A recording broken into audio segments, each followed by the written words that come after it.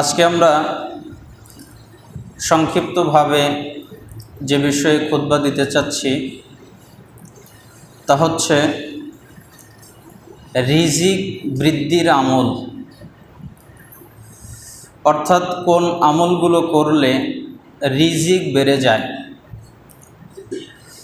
আমরা অধিকাংশ মানুষ রিজিকের জন্য দৌড়ঝাঁপ করি, বিভিন্ন পথ পদ্ধতি উপায় উপকরণ খুঁজি,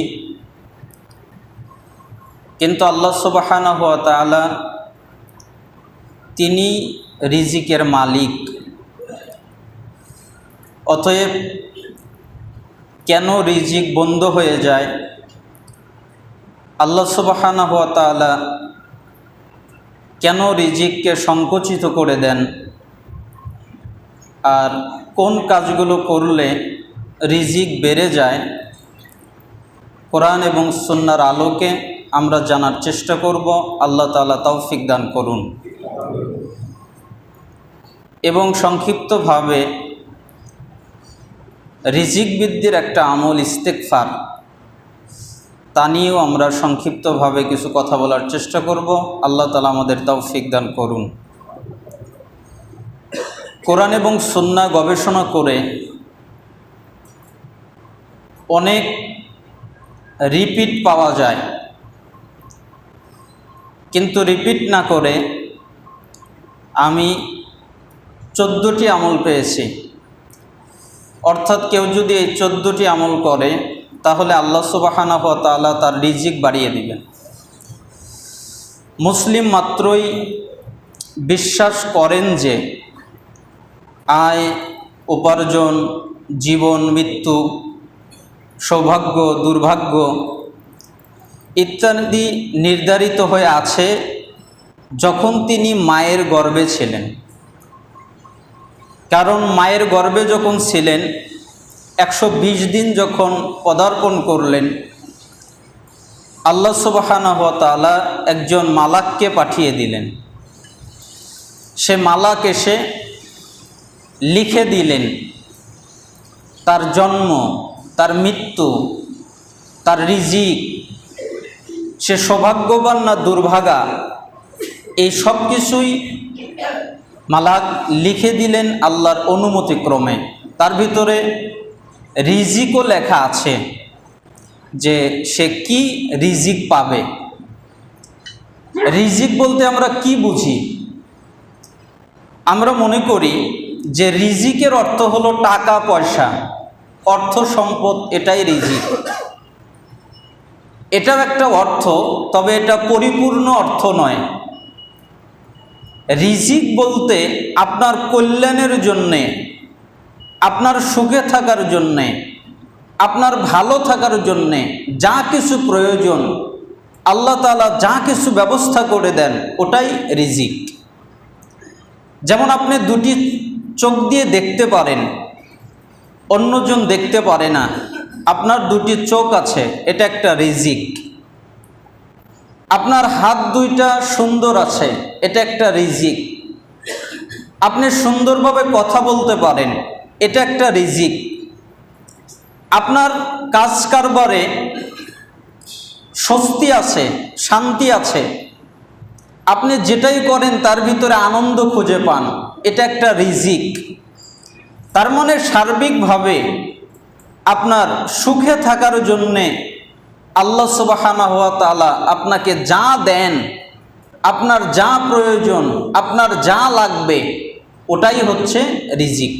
টাকা পয়সা অর্থ সম্পদ এগুলোও রিজিক। আপনি সবচেয়ে বড় রিজিক, সালাফরা বলতেন যে একটা মানুষের সবচেয়ে বড় রিজিক হচ্ছে ঈমান। আল্লাহ সুবহানাহু ওয়া তাআলা যদি আপনাকে ঈমান দান করেন তাহলে আপনি সবচেয়ে বড়, সবচেয়ে উত্তম রিজিক পেয়েছেন। কিন্তু আল্লাহ তাআলা যদি আপনাকে ঈমান থেকে বঞ্চিত করেন, তাকওয়া থেকে বঞ্চিত করেন, তাহলে আপনি সবচেয়ে বড় রিজিক থেকে বঞ্চিত হয়ে গেলেন। আল্লাহ সুবহানাহু ওয়া তাআলা আমাদেরকে উত্তম রিজিক দান করুন। রিজিকের জন্য আমরা অনেক কাজ করি, যেমন চাষাবাদ করি, ব্যবসা বাণিজ্য করি, শিল্প চারুকলা করি, চাকরি বাকরি আরও অন্য অনেক কিছু করি। একথা আল্লাহ নিজেই বলেছেন, হুয়াল্লাযী জাআলা লাকুমুল আরদা যালুলান ফামশু ফি মানাকিবিহা ওয়া কুলু মির রিজকিহি ওয়া ইলাইহিন নুশুর। তিনিই তো তোমাদের জন্য জমিনকে সুগম করে দিয়েছেন, কাজেই তোমরা এর পথ প্রান্তরে বিচরণ করো এবং তার রিজিক থেকে তোমরা আহার করো। আল্লাহ তাআলা তোমাদেরকে যে রিজিক দান করেছেন, আর তার নিকটেই তোমাদের পুনরুত্থান, তোমরা আবার আল্লাহর নিকটেই ফিরে যাবে। তার মানে তোমরা জমিনে বিচরণ করো, জমিনে ঘোরো, জমিনে কাজ কারবার করো, বিভিন্ন বিষয়াদির মধ্যে নিজেকে নিয়োজিত রাখো, বিভিন্ন কাজ কারবারের মাধ্যমে নিজে তুমি রিজিক তালাশ করো। আল্লাহ যেই রিজিক তোমার জন্য যেইখানে রেখেছেন ওই জায়গায় থেকে তুমি তোমার রিজিককে অন্বেষণ করো। আর স্মরণ রাখো, অবশ্যই তোমাকে আল্লাহর নিকটেই আবার ফিরে যেতে হবে। সূরা মুলুক আয়াত 15। আমরা বলছিলাম 14টি আমলের মাধ্যমে আমরা রিজিককে বাড়িয়ে নিতে পারি। 1 নম্বর আমল হচ্ছে তাকওয়া এবং তাওয়াক্কুল। আপনার ভিতরে যদি তাকওয়া থাকে, আপনার ভিতরে যদি তাওয়াক্কুল থাকে, আপনার তাকওয়া যত বাড়বে, আপনার তাওয়াক্কুল যত বাড়বে, আল্লাহ আপনার রিজিক তত বাড়িয়ে দেবেন। আপনার সুখে থাকার জন্যে যা প্রয়োজন, শান্তিতে থাকার জন্যে যা প্রয়োজন, পেরেশানি দুশ্চিন্তা মুক্ত থাকার জন্যে দুনিয়ায় যা প্রয়োজন, আল্লাহ সুবহানাহু ওয়া তাআলা আপনাকে তাই দান করবেন যদি আপনার তাওয়াক্কুল এবং তাকওয়া থাকে।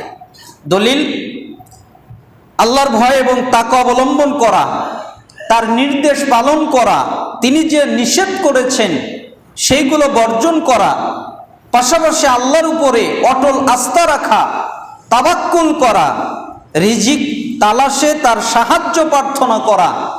কারণ যে আল্লাহর উপর ভরসা করে তিনি তার জন্য যথেষ্ট। আল্লাহ তাআলা প্রমাণ হিসেবে সূরা তালাকের 2 এবং 3 নম্বর আয়াতে বলছেন, ওয়ামাই ইয়াত্তাকিল্লাহা ইয়াজআল লাহু মাখরাজা। আর যে আল্লাহকে ভয় করে তিনি তার উত্তরণের পথ তৈরি করে দেন। সে যে কোনো বিপদে পড়ুক, যে কোনো মুসিবতে পড়ুক, যত জটিল বিপদ হোক, যত কঠিন বিপদ হোক, সে যদি আল্লাহর উপরে তাওয়াক্কুল করে, আল্লাহর উপরে ভরসা করে, তাহলে যে কোনোভাবে আল্লাহ ওই বিপদ থেকে তাকে বের করার পথ আল্লাহ নিজে তৈরি করে দেন।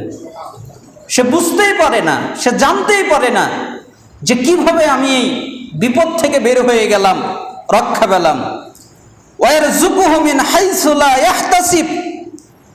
আর তিনি তাকে এমন উচ্চ থেকে, এমন জায়গা থেকে রিজিকের ব্যবস্থা করে দেন তা সে কল্পনাও করতে পারে না।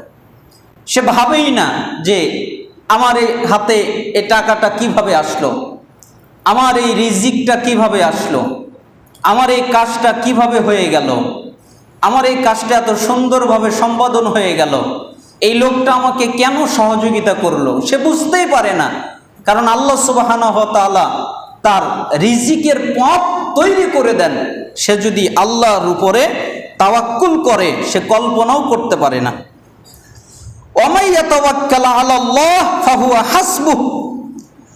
আর যে ব্যক্তি আল্লাহর উপরে তাওয়াক্কুল করে আল্লাহ তার জন্য যথেষ্ট। ইন্নাল্লাহা বালিগু আমরিহি কদ জাআলাল্লাহু লিকুল্লি শাইইন কদরা। আল্লাহ তার উদ্দেশ্য পূর্ণ করবেনই, নিশ্চয় আল্লাহ প্রত্যেক জিনিসের জন্য একটি সময়সীমা নির্ধারণ করে দিয়েছেন।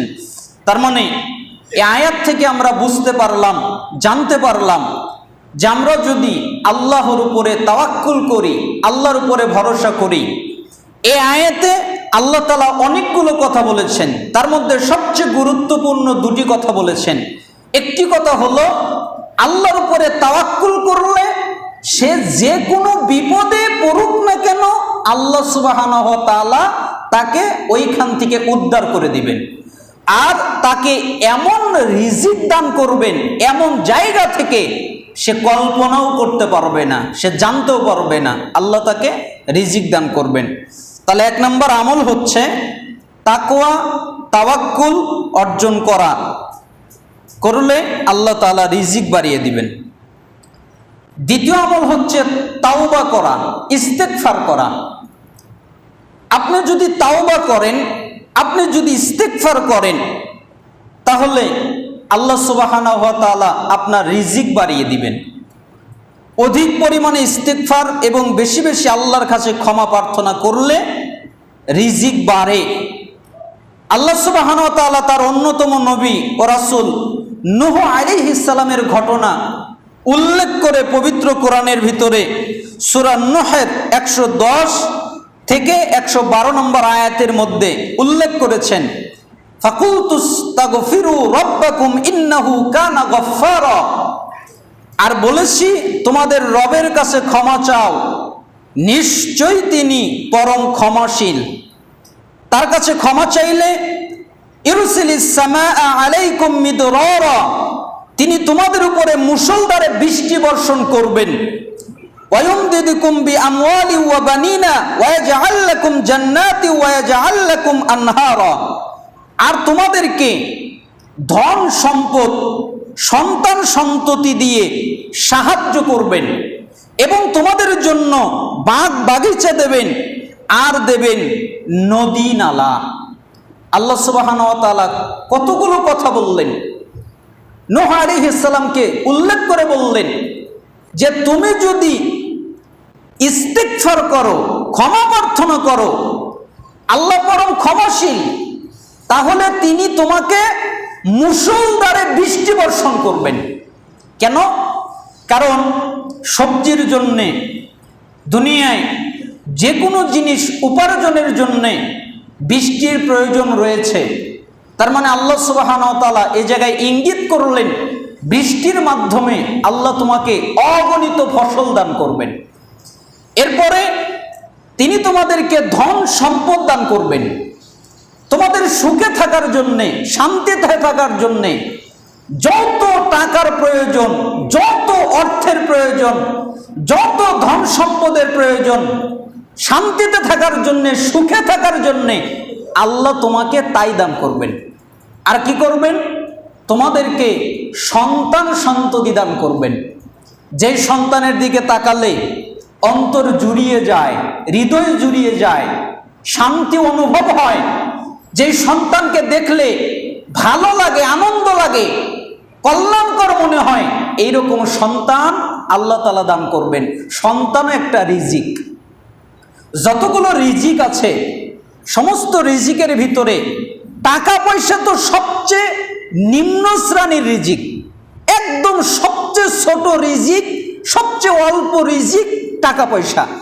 আর সন্তান হচ্ছে বড় রিজিকের মধ্যে একটা রিজিক হচ্ছে সন্তান। আল্লাহ সুবহানাহু ওয়া তাআলা উত্তম, কল্যাণকর, তাকওয়াশীল, ঈমানওয়ালা সন্তান সন্ততি দান করবেন। এগুলো দিয়ে তার ঘরকে ভরে দিবেন। আর কি করবেন? তাদের জন্য বাগ বাগিচা দিবেন, বাগান করে দিবেন, জান্নাত করে দিবেন। দুনিয়াটা তাদের জন্য জান্নাত হয়ে যাবে। আর নদী নালা দিয়ে যা যা লাগবে আল্লাহ সুবহানাহু ওয়া তাআলা সব কিছু দিয়ে তাদেরকে সাহায্য করবেন, সহযোগিতা করবেন। তার মানে ইস্তেগফার করলে এবং তওবা করলে আল্লাহ সুবহানাহু ওয়া তাআলা আমাদের রিজিক বাড়িয়ে দিবেন। ইবনে মাজার 3819 নম্বর হাদিস, আবু দাউদের 1520 নম্বর হাদিস, আব্দুল্লাহ ইবনে আব্বাস রাদিয়াল্লাহু আনহু কর্তৃক বর্ণিত, রাসূল সাল্লাল্লাহু আলাইহি ওয়াসাল্লাম তিনি বলেছেন, মান লাজিমাল ইস্তিগফার জাআলাল্লাহু লাহু মিন কুল্লি দিকিন মাখরাজা ওয়া মিন কুল্লি হাম্মিন ফারাজা ওয়া রাযাকাহু মিন হাইসু লা ইয়াহতাসিব। যেই ব্যক্তি নিয়মিত ইস্তিগফার করে, ইস্তিগফার করবে, আল্লাহর কাছে ক্ষমা প্রার্থনা করবে, আল্লাহ তাআলা তার সব সংকট থেকে উত্তরণের পথ বের করে দিবেন।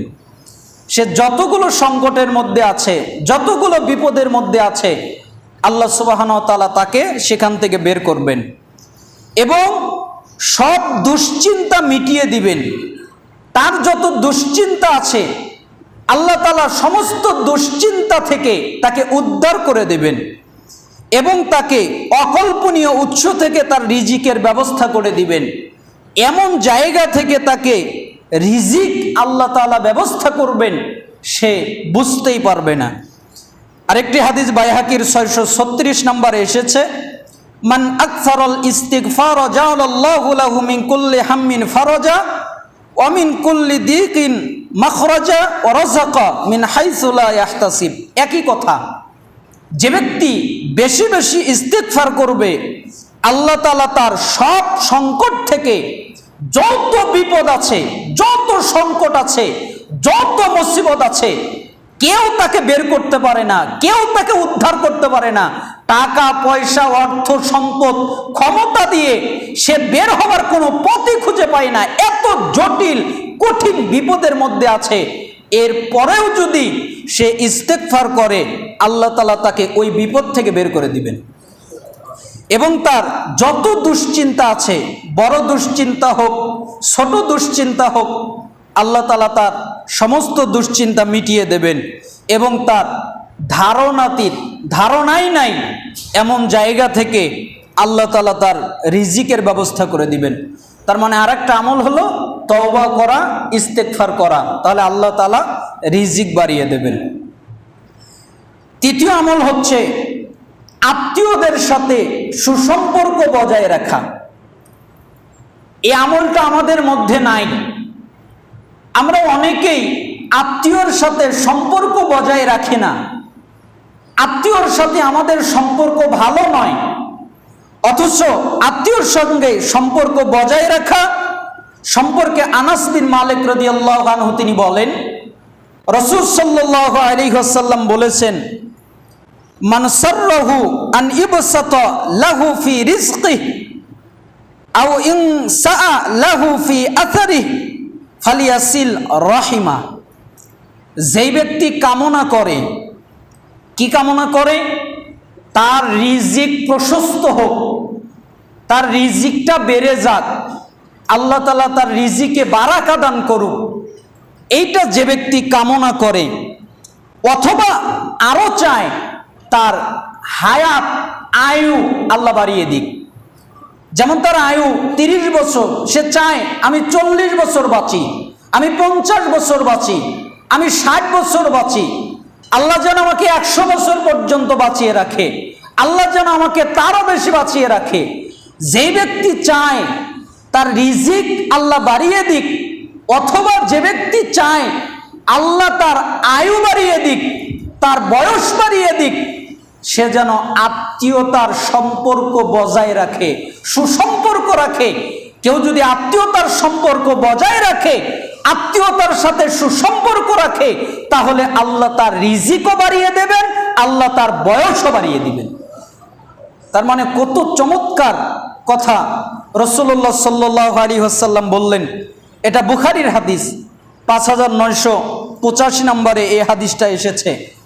তার মানে বোঝা যায়, আপনি যদি আত্মীয়তার সাথে সম্পর্ক বজায় রাখেন, শুধু রিজিকই বাড়বে না, আল্লাহ তাআলা আপনার বয়সও বাড়িয়ে দিবেন। মনে করেন নির্ধারণ করা আছে 30 বছর, 60 বছর, আপনার আত্মীয়তার সম্পর্ক আল্লাহ সুবহানাহু ওয়া তাআলা দেখে খুশি হয়ে যাওয়ার কারণে আল্লাহ তাআলা আপনার বয়স যা ছিল তার চাইতে বেশি বাড়িয়ে দিবেন। কেন? আপনার আত্মীয়তার সম্পর্ক বজায় আছে। এই জন্য রাসূল সাল্লাল্লাহু আলাইহি সাল্লাম বললেন, যে ব্যক্তি চায় আমার রিজিক বাড়ুক, অথবা যে ব্যক্তি চায় আমার বয়স বাড়ুক, সে যেন আত্মীয়তার সাথে সম্পর্ক বজায় রাখে। চতুর্থ আমল, রাসূল সাল্লাল্লাহু আলাইহি ওয়াসাল্লামের উপরে দুরূদ পাঠ করা। আপনি যত দুরূদ পাঠ করবেন মুহাম্মদ সাল্লাল্লাহু আলাইহি ওয়াসাল্লামের উপরে, আল্লাহ তাআলা আপনার রিজিক তত বাড়িয়ে দিবেন। রাসূল সাল্লাল্লাহু আলাইহি ওয়াসাল্লামের উপরে দুরূদ পাঠ করলে রিজিকে প্রশস্ততা বাড়ে, প্রশস্ততা আসে। যেমনটি তুফাইল ইবনে উবাই ইবনে কাব রাদিয়াল্লাহু আনহু তিনি বলেন, আমি জিজ্ঞেস করলাম, হে আল্লাহর রাসূল সাল্লাল্লাহু আলাইহি ওয়াসাল্লাম, আমি আপনার প্রতি অধিক হারে দুরূদ পড়তে চাই, অতএব আমার দুয়ার মধ্যে আপনার দুরূদের জন্য কতটুকু অংশ রাখব? মানে আমি দুরূদ পড়তে চাই, তো আপনি বলেন, আমি তো দোয়াও করি, আরো অনেক ইবাদতও করি, জিকির আজকার করি, তো এর মধ্যে আপনার জন্য কতটুকু সময় দুরূদ পড়লে ভালো হবে এই কথাটা আপনি বলেন।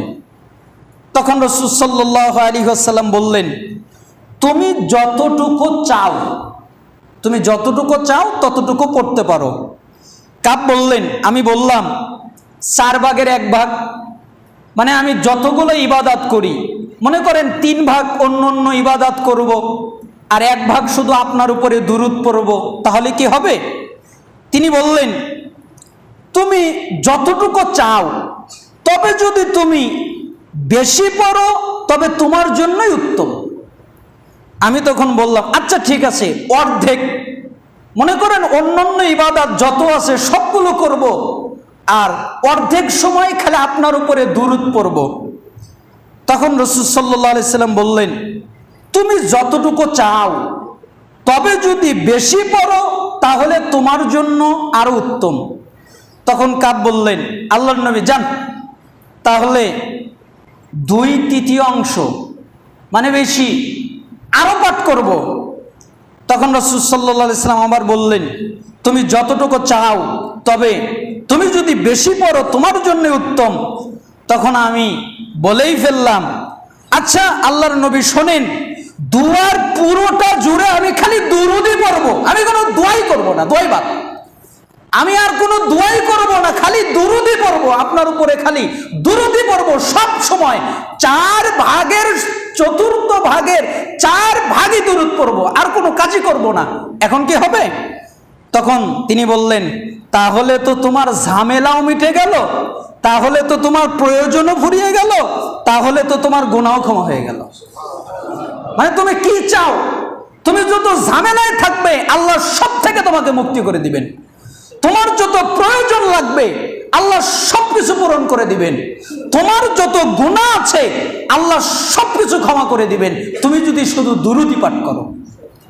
তার মানে এই হাদিস থেকে বোঝা যায়, তিরমিজি 2645 নম্বর হাদিস, যে রাসূলুল্লাহ সাল্লাল্লাহু আলাইহি ওয়াসাল্লামের উপরে দুরূদ পাঠ করা কতটা জরুরি।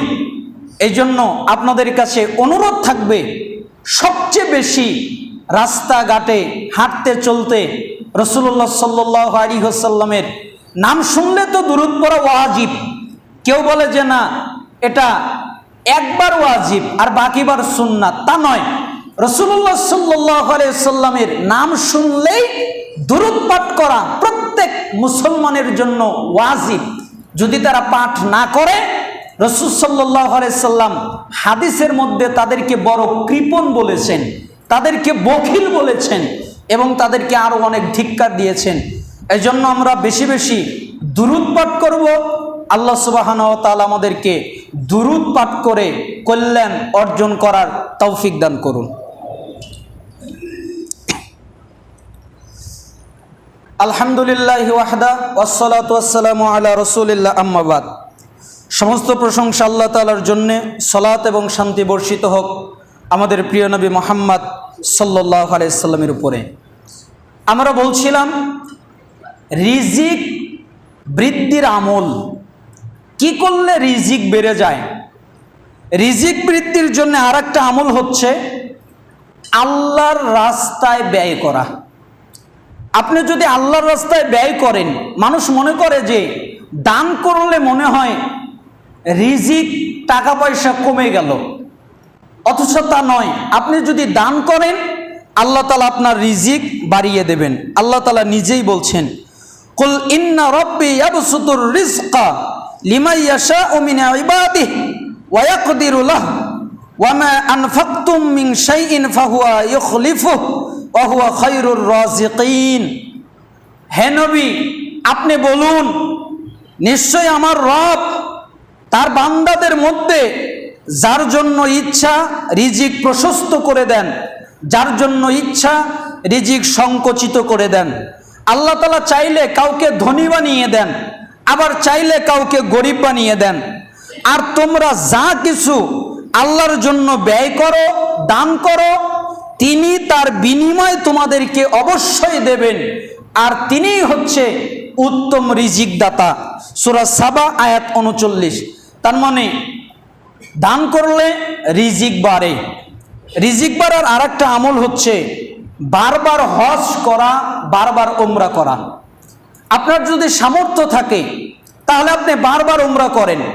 আপনার যদি সামর্থ্য থাকে তাহলে বারবার হজ করার চেষ্টা করেন, প্রতি বছর একটা করে উমরা করার চেষ্টা করেন, আপনার যদি সামর্থ্য থাকে। কেন? রাসূল সাল্লাল্লাহু আলাইহি ওয়াসাল্লাম বলেছেন, তোমরা হজ এবং উমরা পরপর করতে থাকো।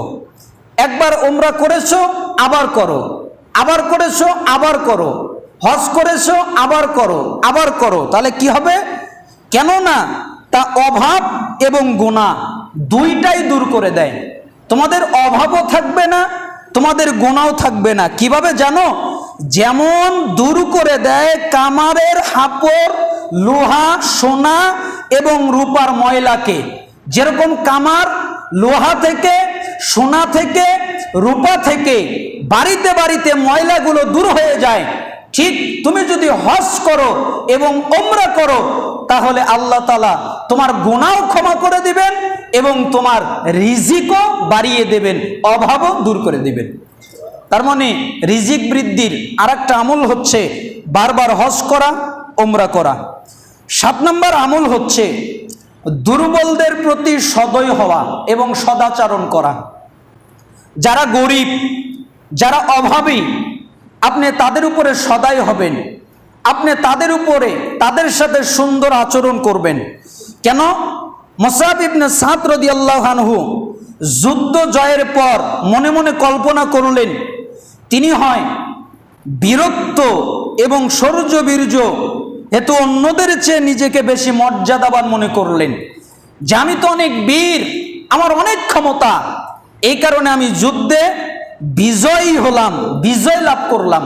মুসআব ইবনে সাদ যখন তিনি এই কথাটা ভাবলেন, প্রকাশ হয়ে গেল, রাসূল সাল্লাল্লাহু আলাইহি সাল্লামের কানে কথাটা পৌঁছে গেল, তখন রাসূল সাল্লাল্লাহু আলাইহি সাল্লাম তার এই কথার জবাব দিয়ে বললেন, হাল তুনসারুনা ওয়া তুরযাকুনা ইল্লা বিদুআফাইকুম। শোনো মুসআব ইবনে সাদ, তোমাদের মধ্যে থাকা দুর্বলদের কারণে, তোমাদের মধ্যে যেই দুর্বল লোকেরা আছে, এই দুর্বল লোকদের কারণেই তোমাদেরকে আল্লাহ সাহায্য করেছেন এবং তোমাদেরকে রিজিক না দোয়াইবাদ। আমি আর কোনো দোয়াই করব না, খালি দুরূদি পড়ব, আপনার উপরে খালি দুরূদি পড়ব সব সময়। 4 ভাগের 1/4 ভাগের 4 ভাগই দুরূদ পড়ব, আর কোনো কাজই করব না। এখন কি হবে? তখন তিনি বললেন, তাহলে তো তোমার ঝামেলাও মিটে গেল, তাহলে তো তোমার প্রয়োজনও ফুরিয়ে গেল, তাহলে তো তোমার গুনাহ ক্ষমা হয়ে গেল। মানে তুমি কি চাও? তুমি যত ঝামেলায় থাকবে আল্লাহ সব থেকে তোমাকে মুক্তি করে দিবেন। তোমার যত প্রয়োজন লাগবে আল্লাহ সবকিছু পূরণ করে দিবেন। তোমার যত গুনাহ আছে আল্লাহ সবকিছু ক্ষমা করে দিবেন, তুমি যদি শুধু দুরূদি পাঠ করো। তার মানে এই হাদিস থেকে বোঝা যায়, তিরমিজি 2645 নম্বর হাদিস, যে রাসূলুল্লাহ সাল্লাল্লাহু আলাইহি ওয়াসাল্লামের উপরে দুরূদ পাঠ করা কতটা জরুরি। এই জন্য আপনাদের কাছে অনুরোধ থাকবে, সবচেয়ে বেশি রাস্তাঘাটে হাঁটতে চলতে রাসূলুল্লাহ সাল্লাল্লাহু আলাইহি ওয়াসাল্লামের নাম শুনলে তো দুরূদ পড়া ওয়াজিব। কেউ বলে যে না, এটা একবার ওয়াজিব আর বাকিবার সুন্নাত, তা নয়। রাসূলুল্লাহ সাল্লাল্লাহু আলাইহি ওয়াসাল্লামের নাম শুনলেই দুরূদ পাঠ করা প্রত্যেক মুসলমানের জন্য ওয়াজিব।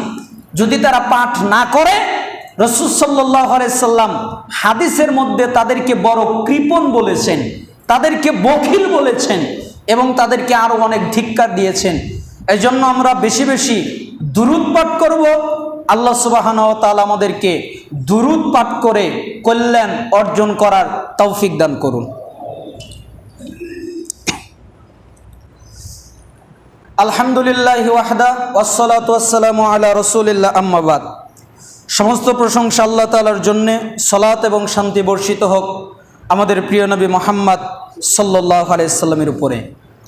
আমরা বলছিলাম রিজিক বৃদ্ধির আমল, কি করলে রিজিক বেড়ে যায়। রিজিক বৃদ্ধির জন্য আরেকটা আমল হচ্ছে আল্লাহর রাস্তায় ব্যয় করা। আপনি যদি আল্লাহর রাস্তায় ব্যয় করেন, মানুষ মনে করে যে দান করলে মনে হয় রিজিক টাকা পয়সা কমে গেল, অথচ তা নয়। আপনি যদি দান করেন আল্লাহ তাআলা আপনার রিজিক বাড়িয়ে দেবেন। আল্লাহ তাআলা নিজেই বলছেন, কুল ইন্না রাব্বি ইয়াবসুতুর রিজকা লিমান ইয়াশাউ মিন ইবাদিহি ওয়া ইয়াকদিরু লাহু ওয়া মা আনফাকতুম মিন শাইইন ফাহুয়া ইউখলিফুহু ওয়া হুয়া খায়রুর রাযিকিন। হে নবী, আপনি বলুন, নিশ্চয় আমার রব তার বান্দাদের মধ্যে যার জন্য ইচ্ছা রিজিক প্রশস্ত করে দেন, যার জন্য ইচ্ছা রিজিক সংকুচিত করে দেন। আল্লাহ তাআলা চাইলে কাউকে ধনী বানিয়ে দেন, আবার চাইলে কাউকে গরিব বানিয়ে দেন। আর তোমরা যা কিছু আল্লাহর জন্য ব্যয় করো, দান করো, তিনি তার বিনিময় তোমাদেরকে অবশ্যই দেবেন। আর তিনিই হচ্ছে উত্তম রিজিক দাতা। সূরা সাবা আয়াত ৩৯। তার মানে দান করলে রিজিক বাড়ে। রিজিক বাড়ার আরেকটা আমল হচ্ছে বারবার হজ করা, বারবার উমরা করা। আপনার যদি সামর্থ্য থাকে তাহলে আপনি বারবার উমরা করেন। আপনার যদি সামর্থ্য থাকে তাহলে বারবার হজ করার চেষ্টা করেন, প্রতি বছর একটা করে উমরা করার চেষ্টা করেন, আপনার যদি সামর্থ্য থাকে। কেন? রাসূল সাল্লাল্লাহু আলাইহি ওয়াসাল্লাম বলেছেন, তোমরা হজ এবং উমরা পরপর করতে থাকো। একবার উমরা করেছো আবার করো, আবার করেছো আবার করো, হজ করেছো আবার করো, আবার করো। তাহলে কি হবে? কেননা তা অভাব এবং গুনাহ দুইটাই দূর করে দেয়। তোমাদের অভাবও থাকবে না, তোমাদের গুনাহও থাকবে না। কিভাবে জানো? যেমন দূর করে দেয় কামারের হাপড়, লোহা, সোনা এবং রূপার ময়লাকে। যেরকম কামার লোহা থেকে, সোনা থেকে, রূপা থেকে বাড়িতে বাড়িতে ময়লাগুলো দূর হয়ে যায়, ঠিক তুমি যদি হজ করো এবং উমরা করো তাহলে আল্লাহ তাআলা তোমার গুনাহও ক্ষমা করে দিবেন এবং তোমার রিজিকও বাড়িয়ে দেবেন, অভাবও দূর করে দিবেন। তার মানে রিজিক বৃদ্ধির আরেকটা আমল হচ্ছে বারবার হজ করা, উমরা করা। ৭ নম্বর আমল হচ্ছে দুর্বলদের প্রতি সদয় হওয়া এবং সদাচরণ করা। যারা গরিব, যারা অভাবী, আপনি তাদের উপরে সদয় হবেন, আপনি তাদের উপরে, তাদের সাথে সুন্দর আচরণ করবেন। কেন? মুসআব ইবনে সাদ রাদিয়াল্লাহু আনহু যুদ্ধ জয়ের পর মনে মনে কল্পনা করলেন, তিনি হয় বীরত্ব এবং শৌর্যবীর্য হেতু অন্যদের চেয়ে নিজেকে বেশি মর্যাদাবান মনে করলেন, যে আমি তো অনেক বীর, আমার অনেক ক্ষমতা, এই কারণে আমি যুদ্ধে বিজয়ী হলাম, বিজয় লাভ করলাম। মুসআব ইবনে সাদ যখন তিনি এই কথাটা ভাবলেন, প্রকাশ হয়ে গেল, রাসূল সাল্লাল্লাহু আলাইহি সাল্লামের কানে কথাটা পৌঁছে গেল, তখন রাসূল সাল্লাল্লাহু আলাইহি সাল্লাম তার এই কথার জবাব দিয়ে বললেন, হাল তুনসারুনা ওয়া তুরযাকুনা ইল্লা বিদুআফাইকুম। শোনো মুসআব ইবনে সাদ, তোমাদের মধ্যে থাকা দুর্বলদের কারণে, তোমাদের মধ্যে যেই দুর্বল লোকেরা আছে, এই দুর্বল লোকদের কারণেই তোমাদেরকে আল্লাহ সাহায্য করেছেন এবং তোমাদেরকে রিজিক দান করেছেন। তোমাদের মধ্যে যদি দুর্বল শ্রেণীর লোক না থাকতো তাহলে আল্লাহ তোমাদেরকে সাহায্য করতো না। তোমাদের ভিতরে যদি অভাবী লোক না থাকতো আল্লাহ তোমাদেরকে রিজিক দান করতো না, আল্লাহ তোমাকে প্রশস্ততা দিত না। এই দুর্বল লোকের আছে দেখেই তোমরা খেতে পারো, তোমরা বাঁচতে পারো, তোমাদের যা প্রয়োজন আল্লাহ তা ব্যবস্থা করে দেয়। কেন? দুর্বল লোকেদের কারণে। এদের কারণেই তোমরা যুদ্ধে বিজয় লাভ করো। তোমার নিজের কোনো ক্ষমতা নেই, নিজের কোনো বীরত্ব নেই। রাসূল সাল্লাল্লাহু আলাইহি সাল্লাম এই কথা বললেন। তার মানে বোঝা যায় যে কোনোভাবে দুর্বলদের সাথে সুন্দর আচরণ করা, উত্তম আচরণ করা আমাদের কাছ থেকে তারা পায়, এটা হলো তাদের অধিকার। আমরা তাদের অধিকার তাদেরকে সুন্দরভাবে দিয়ে দিব। আল্লাহ তাআলা আমাদেরকে কবুল করুন। 8 নম্বর আমল হচ্ছে ইবাদতের জন্য ঝামেলা মুক্ত হওয়া।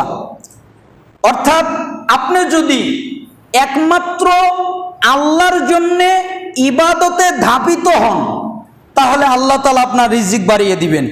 কিভাবে? ইবনে মাজাহ 4107 নম্বর হাদিস। আল্লাহ তাআলা বলেন, হাদিসটা হাদিসে কুদসি, রাসূল সাল্লাল্লাহু আলাইহি ওয়াসাল্লাম বলেন, আল্লাহ তাআলা বলেছেন, ইন্নাল্লাহা তাআলা ইয়াকুল, আল্লাহ তাআলা বলেন, ইবনা আদম, হে আদম সন্তান, তাফাররাক লি ইবাদাতি আমলা সাদরাকা গিনাম ওয়া আসুদ্দা ফাকরাক, তোমরা আমার ইবাদতের জন্য ঝামেলা মুক্ত হও। তার মানে যত কাজ কারবার আছে সবগুলো ফেলে দিয়ে আমার ইবাদতের জন্য প্রস্তুত হও, আমার ইবাদতের জন্য তৈরি হও। আমি তোমার অন্তরকে প্রাচুর্য দিয়ে ভরে দেব এবং তোমাদের যত দরিদ্রতা আছে আমি আল্লাহ দূর করে দিব। যদি আমার ইবাদত করো, আমার দাসত্ব করো, আমার বন্দিগি করো, তাহলে আমি তোমাদেরকে অন্তর তো যত প্রাচুর্য আছে, তোমাদের অন্তর শান্তি পাওয়ার জন্য যা প্রয়োজন আমি আল্লাহ তা দিয়ে দিব। আর তোমাদের যত দরিদ্রতা আছে আমি আল্লাহ দূর করে দিব। ওয়াইল্লা তাফআল মালাতু ইয়াদাইকা শুগলান ওয়ালাম আসুদ্দা ফাকরাত, আর যদি তোমরা আমার ইবাদত না করো, আমার দাসত্ব না করো, আমার বন্দেগী না করো, তাহলে আমি ব্যস্ততা দিয়ে তোমাদেরকে যুক্ত করে দিব। খালি ব্যস্ত আর ব্যস্ত, ব্যস্ত আর ব্যস্ত, কোনো শান্তি নাই, কোনো স্বস্তি নাই, ব্যস্ততা দিয়ে পরিপূর্ণ করে দিব। আর তোমাদের যত দরিদ্রতার দরজা আছে আমি আল্লাহ একটাও বন্ধ করে দিব না, সবগুলো খুলে দেব। 100 কোটি টাকা আছে তাও গরিব, শান্তি নাই। 1000 কোটি টাকা আছে তাও গরিব, শান্তি নাই। অভাবের ভিতরে আছে, কত টাকা আছে, এটা খেতে পারে না, ওটা খেতে পারে না, এটা খাওয়া নিষেধ, ওটা খাওয়া নিষেধ, কোনো শান্তি নাই, পেরেশানির ভিতরে যুক্ত করে দিব। কেন? আমার ইবাদত করো না তাই। আর আমার ইবাদত যদি করো আমি তোমাদের শান্তি দিয়ে পূর্ণ করে দিব, আর তোমাদের যত দরিদ্রতা আছে আমি আল্লাহ দূর করে দিব। এজন্য আমাদের উচিত আল্লাহ সুবহানাহু ওয়া তাআলার ইবাদত করা। আল্লাহ তাআলা আমাদেরকে তার ইবাদত করার তৌফিক দান করুন। 9 নম্বর আমল হলো আল্লাহর রাস্তায় হিজরত করা। কেউ যদি নিজের দিন বাঁচাবার জন্যে, নিজের ঈমান বাঁচাবার জন্যে আল্লাহর রাস্তায় হিজরত করে কোনো দেশে বা রাষ্ট্রে কোনো জায়গায় চলে যায় দিন বাঁচাবার জন্যে, তাহলেও আল্লাহ তার রিজিক বাড়িয়ে দেন। সূরা নিসা 100 নম্বর আয়াতের মধ্যে এসেছে। 10 নম্বর আমল হলো আল্লাহর পথে জিহাদ করা। যদি কেউ আল্লাহর পথে জিহাদ করে তাহলে আল্লাহ তাআলা তার রিজিক বাড়িয়ে দেন। কেন? রাসূল সাল্লাল্লাহু আলাইহি সাল্লাম বলেছেন, ওয়াজুইলা রিজকি তাহতা যিল্লি রুমহি, শোনো, আর আমার রিজিক রাখা হয়েছে আমার বর্ষার ছায়াতলে। অর্থাৎ যেই তরবারি, যেই বর্ষা দিয়ে আঘাত করি, এইটার নিচে আমার রিজিক রাখা হয়েছে। তার মানে আপনি যদি ইসলামের পক্ষে কাফেরদের বিরুদ্ধে জিহাদ করেন, প্রয়োজনীয়তা বোধ হয় ওই সময় যদি জিহাদে ঝাঁপিয়ে পড়েন, তাহলে আল্লাহ তাআলা আপনার রিজিক বাড়িয়ে দিবেন। 11 নম্বর হলো আল্লাহর নিয়ামতের শুকরিয়া আদায় করলে আল্লাহ সুবহানাহু ওয়া তাআলা রিজিক বাড়িয়ে দেন। যেটা সূরা ইব্রাহিমের 7 নম্বর আয়াতে এসেছে যে আপনি যদি, আল্লাহ আপনাকে যতগুলো নিয়ামত দিয়েছেন, আল্লাহ আমাকে 2টি হাত দিয়েছেন আলহামদুলিল্লাহ, 2টি চক্ষু দিয়েছেন আলহামদুলিল্লাহ, আমার শরীরটা কত সুন্দর আলহামদুলিল্লাহ, আমাকে কথা বলার তৌফিক দান করেছেন, আলহামদুলিল্লাহ। আমাকে বুদ্ধি দান করেছেন, আলহামদুলিল্লাহ। আমাকে দেখার শক্তি দান করেছেন, আলহামদুলিল্লাহ। আমাকে বুঝার শক্তি দান করেছেন, আলহামদুলিল্লাহ। আমার ব্যবসায় বারাকা দান করেছেন, আলহামদুলিল্লাহ। এই কাজটা করার আল্লাহ তৌফিক দান করেছেন, আলহামদুলিল্লাহ। তার মানে সব সময় আপনি যদি আল্লাহ আপনাকে যেই নিয়ামত দান করেছেন, ওই নিয়ামতের কারণে আপনি যদি আল্লাহর শুকরিয়া আদায় করেন, আলহামদুলিল্লাহ পাঠ করেন, তাহলে আল্লাহ ওই নিয়ামত আরো বাড়িয়ে দিবেন, রিজিক আরো বাড়িয়ে দিবেন, প্রশস্ততা করে দিবেন। কেন? আপনি আল্লাহর শুকরিয়া আদায় করেছেন, এই কারণে আল্লাহ সুবহানাহু ওয়া তাআলা আরো বাড়িয়ে দিবেন। 12 নম্বর আমল হলো বিয়ে করা। বিয়ে করলে কিন্তু রিজিক বাড়ে। অনেকেই মনে করে যে ছেলেদের বিয়ে দিতে চায় না, মেয়েদের বয়স হয়ে গেলেও বিয়ে দিতে চায় না। কি বলে? বলে যে নিজের পায়ে দাঁড়াক। তো নিজের পায়ে দাঁড়াবে ভালো কথা, এতদিন ধরে কার পায়ে দাঁড়িয়ে আছে? ও তো নিজের পায়ে দাঁড়িয়ে আছে। রাসূল সাল্লাল্লাহু আলাইহি সাল্লামের কাছে একজন লোক আসলো, আল্লাহর নবী, আমি অনেক অভাবী, কি করি? তাহলে তুমি একটা বিয়ে করো। লোকটা চলে গেল, বিয়ে করলো। কিছুদিন পরে আবার ফিরে এসে বলল, আল্লাহর নবী সাল্লাল্লাহু আলাইহি সাল্লাম, আমার তো অভাব গেল না। আচ্ছা ঠিক আছে, তাহলে আর একটা বিয়ে করো। এবার গিয়ে আর একটা বিয়ে করলো। তাহলে কয়টা হলো? 2টা।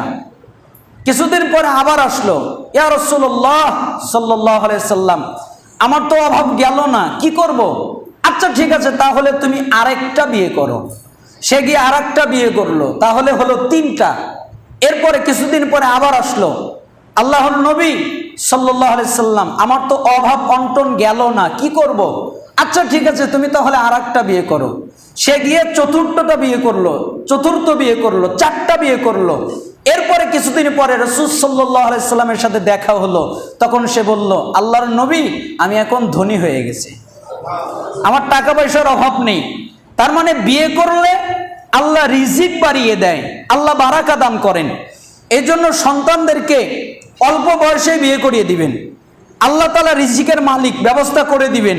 দেখবেন ছেলের কাজ নেই, বিয়ে করার পরে কাজ বের হয়ে যাবে, যে কোনো ব্যবস্থা আল্লাহ করে দিবেন।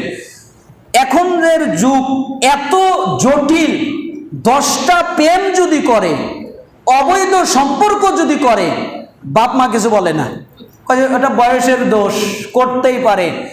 আর যদি বিয়ের কথা বলে, তাহলে পিঠের চামড়া ঠিক থাকে না, তাই না? খুব জটিল হয়ে গেছে, বিয়েটা হয়ে গেছে কঠিন, আর জিনাটা হয়ে গেছে সহজ। অথচ রাসূলুল্লাহ সাল্লাল্লাহু আলাইহি সাল্লামের সময়ে বিবাহটা ছিল সহজ, জিনাটা ছিল কঠিন। আর আমাদের সমাজে সব উল্টে গেছে। এজন্য রাসূল সাল্লাল্লাহু আলাইহি সাল্লাম, আল্লাহ তাআলা নিজেই বলেছেন সূরা নূরের 32 নম্বর আয়াতের মধ্যে যে ওয়া আনকিহুল আয়ামা মিনকুম ওয়াস-সালিহিনা মিন ইবাদিকুম ওয়া ইমাইকুম ইয়াকুনু ফুকারা ইগনিহিমুল্লাহু মিন ফাদলিহি আল্লাহু ওয়াসিউন আলিম। আর তোমরা তোমাদের মধ্যকার অবিবাহিত নারী এবং পুরুষ এবং সৎকর্মশীল দাস দাসীদের বিয়ে দাও। কেন? তারা যদি অভাবী হয়, তাহলে আল্লাহ নিজ অনুগ্রহে তাদের অভাব দূর করে তাদেরকে ধনী বানিয়ে দিবেন। কেন? আল্লাহ হলেন প্রাচুর্যময়, আল্লাহ হলেন মহাজ্ঞানী। সূরা নূর 32 নম্বর আয়াত। এমনকি ওমর ইবনুল খাত্তাব রাদিয়াল্লাহু আনহু বলতেন, ওই ব্যক্তির ব্যাপার বিস্ময়কর যে বিয়ের মধ্যে প্রাচুর্য খোঁজে না, মানে বড়লোক হতে চায় অথচ বিয়ে করে না, এ হলো বোকা, এ হলো নির্বোধ। কারণ আল্লাহ বলেছেন তারা অভাবী হলে আল্লাহ নিজ অনুগ্রহে তাদের সম্পত্তি বাড়িয়ে দিবেন। কি করলে? বিয়ে করলে। 13 নম্বর আমল, অভাবের সময় আল্লাহমুখী হওয়া এবং তার কাছে দোয়া করা। এটা করলেও রিজিক বাড়ে। আল্লাহ তাআলা বলেছেন, অকালা রব্বুকুম উদউনি আস্তাজিব লাকুম, তোমরা আমাকে ডাকো, আমি তোমাদের ডাকে সাড়া দেব। আরো অনেক আয়াত রয়েছে। 14 নম্বর আমল, গুনাহ ত্যাগ করা, আল্লাহর দ্বীনের উপরে অটল থাকা এবং নেকির কাজ করে যাওয়া। আপনি যদি গুনাহ ত্যাগ করেন, তাহলে আল্লাহ তাআলা আপনার রিজিক বাড়িয়ে দিবেন। এটা হলো 14 নম্বর আমল। সময়ের ব্যবধানের কারণে আমরা সবকিছু ব্যাখ্যা করতে না পারায় দুঃখিত। আল্লাহ সুবহানাহু ওয়া তাআলা আমাদেরকে এই বিষয়ের উপরে আমল করার তৌফিক দান করুন এবং আল্লাহ সুবহানাহু ওয়া তাআলা আমাদের সবার উত্তম রিজিক সুন্দরভাবে বৃদ্ধি করে দিন। আমরা বলেছিলাম যে ঈদের পরে আমরা একটা প্রসপেক্টাসের জবাব দিব। আপনাদের এই পাশেরই একজন আলেম আমার কাছে একটা কপি পাঠিয়েছে যে আমরা যে আমল আখলাক বা আমাদের যে সলাত আমরা যেভাবে আদায় করি এগুলো হাদিস বিরুদ্ধ, এগুলো হাদিসের সাথে মেলে না। ওইটার জবাব করতে গিয়ে অনেক সময় লেগে গেছে। আলহামদুলিল্লাহ আমরা সামনের জুমা থেকে ওই জবাব দিব। আপনারা সবাইকে দাওয়াত করবেন, আসার জন্য অনুরোধ করবেন, তাহলে আমাদের যত জটা আছে এগুলো ভেঙে যাবে। আল্লাহ সুবহানাহু ওয়া তাআলা আমাদেরকে সঠিক পথে পরিচালিত করুন। ইয়া আল্লাহ, আমাদের যারা অসুস্থ তাদের শিফায়ে কামেলা আজেলা দান করুন। আমাদের যারা অভাবী তাদের অভাব